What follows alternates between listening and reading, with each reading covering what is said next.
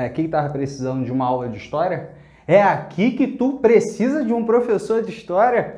Tem eu, não tenho cabelo, mas dou aula de história. Professor Felipe Fazolino na área, muito prazer. Você que ainda não me conhece, sou eu o responsável por esse lindo, maravilhoso e novo canal Planos de História, que vai te ajudar a ser aprovado naquilo que tu quiser. E essa aula de hoje, que fala sobre Mesopotâmia, ela vai te ajudar especificamente para os seus vestibulares, mas essa aula faz parte da playlist Alô Enem. Essa é a quinta aula, estamos ainda no assunto de Antiguidade Oriental, primeiros passos nessa nossa trajetória até novembro, quando veio o Enem 2022, tá?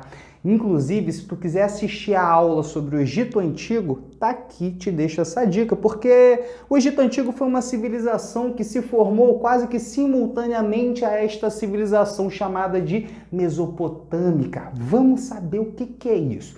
Galera, Mesopotâmia, vocês se lembram lá do sexto aninho ou do primeiro ano, que você, dependendo da tua idade, né? Que tu lembra quando a gente fala das primeiras civilizações da humanidade. Claro, a gente sempre fala de Mesopotâmia e Egito, mas não podemos esquecer que em outros lugares, como China, Índia e América, já milênios antes de Cristo, estavam se formando civilizações complexas, beleza? Mas essa daqui, a Mesopotâmia, galera, vamos do início. Calma, não vamos enrolar nada não, vamos do início. Primeiro de tudo, Mesopotâmia nunca existiu. Pô, como assim, professor? Ouvi falar que chamavam a região do Iraque até 1918 de Mesopotâmia. Sim, mas a Mesopotâmia ela nunca foi um estado centralizado, nunca foi um império da Mesopotâmia, nunca existiu o reino da Mesopotâmia. O nome Mesopotâmia foi dado por um historiador grego chamado Heródoto. Ele deu um rolê por essas regiões todas aqui, ó. Foi até no Egito. Foi ele que falou, o Egito é a dádiva do Nilo. E foi ele também que falou assim, tem uma terra aqui, tem o rio Tigre e o rio Eufrates, várias cidades-estados, vários povos que controlam essas cidades, mas não tem um lugar, tem a Ur, tem Uruk, tem Nínive, tem essas cidades, mas como é que é o nome dessa região? Aí ele falou, aula de grego para você que não fala grego, tá? Ele parou e olhou assim, cara, estou numa terra no meio, Meso, entre rios, Potamos, Mesopotamos. Olha só que doideira. E dizem as más línguas que ele, inclusive, deu o nome do hipopótamo. Porque ele olhou para um hipopótamo, né, que na época provavelmente ninguém chamava de hipopótamo, ele falou assim, mané, parece um cavalo. Cavalo em grego é como? Hipo, né? É hipo. E, o cavalo tá dentro da água do rio Potamos, hipopotamos. Bom, os caras inventaram a astrologia aqui na Mesopotâmia. Eles inventaram alguma coisa que o Heródoto bebeu ali para ele confundir um cavalo com aquilo que a gente conhece como hipopótamo. Mas isso que eu tô te dizendo é só apenas a origem do nome Mesopotâmia. A região da Mesopotâmia, ela é justamente entre o rio Tigres e Eufrates, no atual Iraque. Essa região aqui do mapa, para você que não entende nada de geografia, eu te explico. Essa região daqui do mapa temos o nordeste da África, Rio Nilo, Egito. Mar Mediterrâneo, Mar Egeu, Mar Negro, Itália, região da Grécia. Beleza? Aqui a gente tem o Mar Cáspio, aqui a gente tem o Mar da Arábia, o Golfo Pérsico e aqui a gente tem a Península Arábica, deserto. Gente, tudo isso aqui é um deserto. Mas a gente desenhou, a gente não, foi eu que fiz isso. Eu desenhei esse mapa e esse desenhozinho em preto para te sinalizar que as primeiras civilizações, o Egito, os hebreus e os mesopotâmicos se formaram num território chamado de crescente fértil. Olha só, formato de uma lua crescente, é fértil por causa da presença de rios. As civilizações que se formaram nestas regiões, elas fizeram bom uso das águas do rio. Aqui é um claro exemplo da relação entre ambiente natural e engenhosidade humana para a criação de coisas sensacionais. Como assim, professor? Coisas sensacionais? Os caras numa geografia quente e seca, ou seja, desértico, Esses rios aí, ó, tinham inundações pesadas, mas pelo menos eram frequentes, por isso que eles utilizaram as águas para a agricultura. E esse solo era pobre, com exceção das margens exatas, margens do rio, dos rios. Como é que esses caras conseguiram criar tantas coisas? Eis a questão, mas é um fato. As primeiras civilizações complexas que nós conhecemos foram formadas justamente na Mesopotâmia. A Mesopotâmia, ela, como eu disse, ela foi formada por diferentes povos. Eu sinalizei aqui apenas 4 povos. Os sumérios, que se estabeleceram mais ao sul, os babilônios, mais aqui ao centro, os assírios, mais lá no norte, um território mais montanhoso, e os caldeus. Caldeus é interessante porque eles fizeram um Império Babilônico parte 2, o Império Neobabilônico, como a gente chama. Os jardins suspensos da Babilônia, que tu nunca viu, tu vai ver agora. Pá! Viu? Esses jardins suspensos são produções dos caldeus. Esses povos, eles em determinados momentos englobaram várias cidades dos povos rivais, fizeram grandes reinos, como os assírios fizeram grandes impérios, mas, como eu digo, nunca existiu o Império da Mesopotâmia, por exemplo. Existiu o Império Assírio. Assírio aqui, ó. Existiu. Mas o Império da Mesopotâmia não existiu, porque eles não se centralizaram.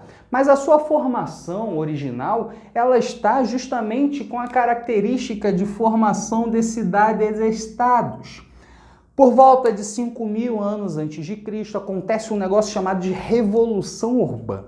Essa Revolução Urbana significa que, lá da transição da pré-história para a Idade Antiga, lá desde a criação da agricultura, formação das primeiras vilas, essas pessoas estão vivendo cada vez mais juntas, tornando a sociedade mais complexa, com papéis de cada indivíduo da sociedade bem marcados, com hierarquizações crescentes.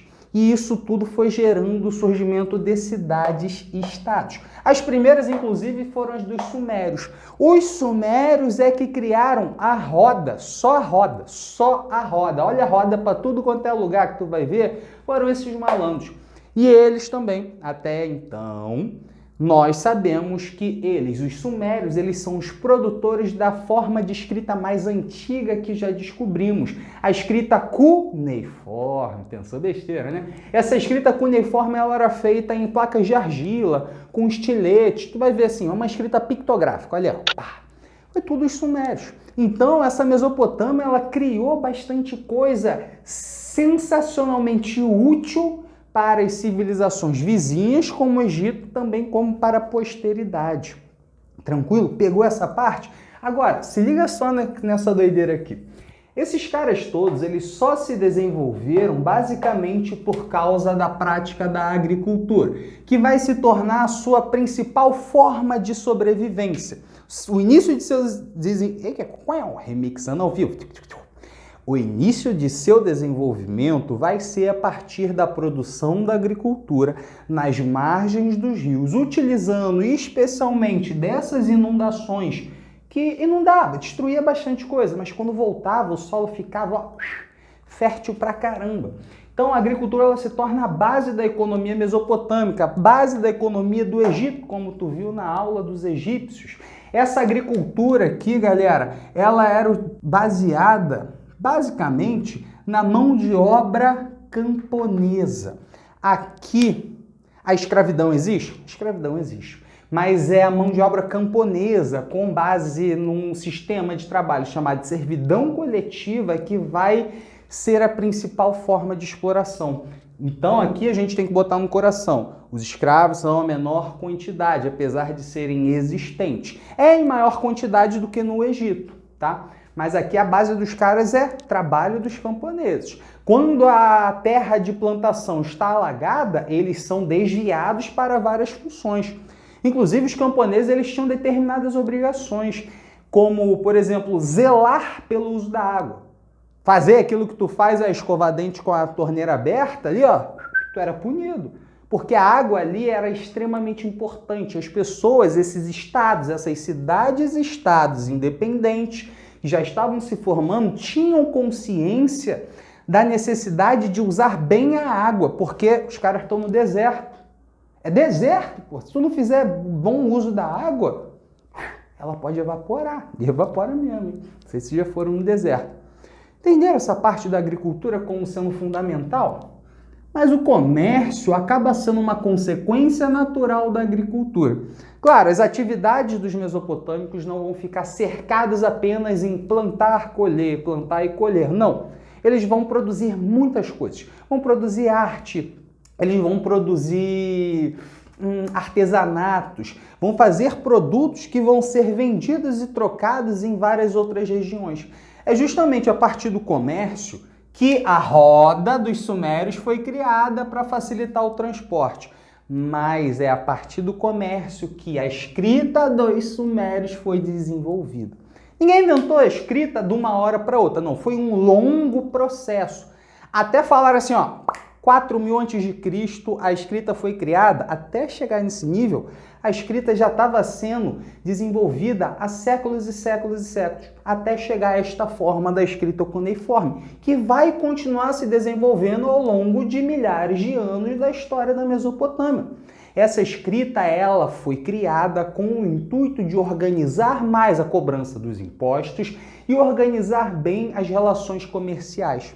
Falando em cobrança dos impostos, era em bens, em produtos. E esses produtos eles eram armazenados em construções chamadas de zigurates. Olha um zigurate. Diz inclusive que a famosa Torre de Babel, lá da Bíblia, era um zigurate. Esses zigurates eles tinham função astronômica, de observação astronômica, tinham função religiosa, como um templo religioso, e tinha função de armazenamento dos impostos pagos pelos camponeses, cidadãos em geral. Pegou isso tudo?